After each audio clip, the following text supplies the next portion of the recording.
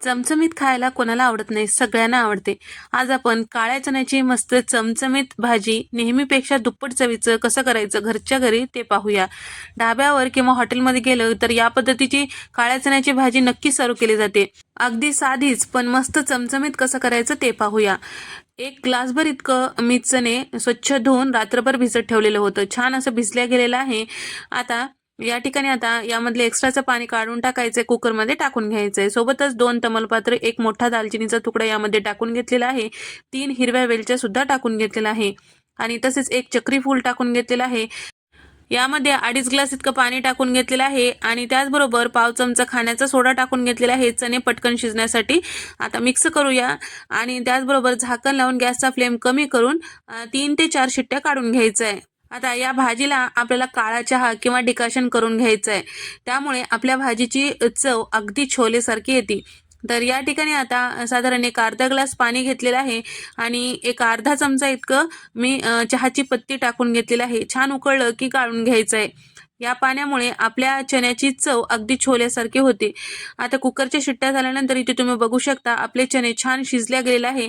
या पद्धतीने छान असं मॅश व्हायला पाहिजे. नसेल तर आणखीन 1-2 शिट्ट्या काढून घेऊ शकता. आता शिजून घेतलेल्या चण्यापैकी एक मोठा चमचा मी इथे चणे प्लेटमध्ये घेऊन काट्याच्या चमच्याने थोडंसं असं या पद्धतीने मॅश करून घेत आहे, जेणेकरून आपल्या भाजीच्या रश्श्याला छान दाटसरपणा येतो.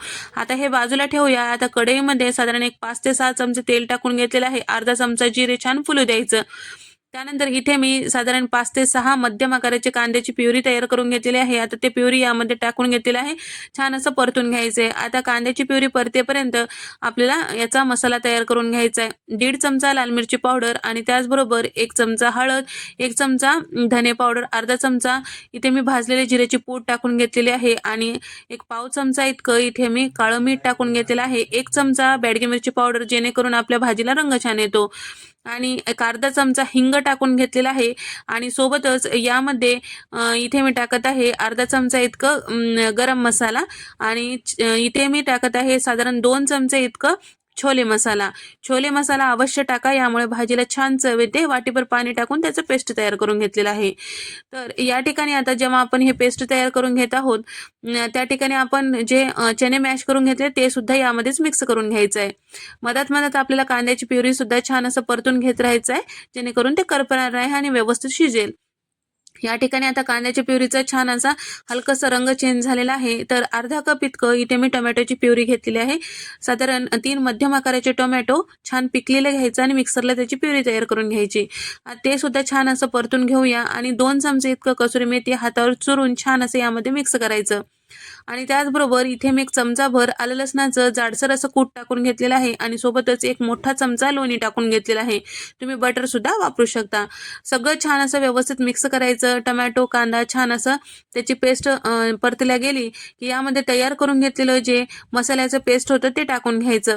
आता आपल्याला आणखीन एक 5 मिनिटासाठी छान असं कमी गॅसवर हे सगळं छान परतून घ्यायचंय, जेणेकरून यामध्ये तेल बाजूला येईल तोपर्यंत. तेव्हाच आपले सगळे मसाले छान असं शिजले याची खात्री असते. तर या ठिकाणी चवीपुरतं मीठ सुद्धा टाकून घेतलेलं आहे. थोडा वेळ असं परतून घेतल्यानंतर झाकण लावलेलं आहे, म्हणजे सगळ्या मसाल्यामधलं तेल साईडला सुटतो. या ठिकाणी तुम्ही बघू शकता मसाल्यामधलं तेल बाजूला सुटलेलं आहे. याचाच अर्थ आपले सगळे जिन्नस छान असं शिजल्या गेलेले आहेत, परतल्या गेलेले आहेत. एकदा पूर्ण मिक्स करूया आणि शिजून घेतलेले जे चणे आहेत ते यामध्ये टाकून घेऊया. आता हे चणे टाकल्यानंतर थोडीशी कोथिंबीर सुद्धा यामध्ये टाकून घेत आहे आणि त्याचबरोबर आपण सुरुवातीला जे काळा चहा किंवा डिकॉशन करून घेतलेलं आहे त्याचं मिश्रण मी गाळून घेतलेलं होतं, आता ते टाकून घेतलेलं आहे आणि आता आपल्याला एक्स्ट्राचं पाणी ॲड करण्या अगोदर हे सगळं छान व्यवस्थित मिक्स करून घ्यायचं आहे. जर पाणी पुरेसं असेल तर आणखीन दुसरं पाणी मिक्स करायची काही गरज नाही. आता साईडला तेल सुटेपर्यंत आपल्याला हे सगळं छान शिजून घ्यायचंय. तुम्ही बघू शकता याला तर्री मस्त आलेली आहे. आपली भाजी इथे साधारण एक 5 ते 6 मिनिटानंतर तयार झालेली आहे. तर तुम्ही बघू शकता या पद्धतीने भाजी एकदा नक्की करून पहा. नेहमीपेक्षा दुप्पट चवीचं वेगळ्या पद्धतीची ही भाजी तयार होते. तर अशा पद्धतीची भाजी केल्यानंतर आवडली असेल तर व्हिडिओला लाईक करा, शेअर करा, सबस्क्राईब करायला विसरू नका.